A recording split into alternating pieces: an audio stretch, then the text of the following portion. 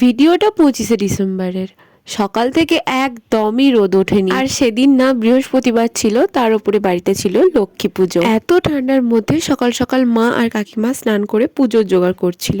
আমাদের এখানে রবিবার ছাড়াও বৃহস্পতিবারও হাট বসে। পাপি যেহেতু বৃহস্পতিবার বাড়ি এসেছিল তাই হাটে গেছিল, সমস্ত বাজার করে নিয়ে এসছে। 25শে ডিসেম্বর হলেও যেহেতু বাড়িতে লক্ষ্মী পুজো ছিল তাই মা বলল কেক খাস না, যেহেতু কেকের মধ্যে ডিম থাকে, তাই আমিও খাইনি। যেহেতু নিরামিষ খাচ্ছি তাই সম্পূর্ণটাই মেনেছি। ছাদে গিয়ে দেখি সকালবেলা ওই হনুমান এসে সমস্ত গাছ খেয়ে ন্যাড়া করে গেছে। বলছিলাম না আগের ভিডিওতে তোমাদের যে হনুমানের উৎপাত বেড়েছে।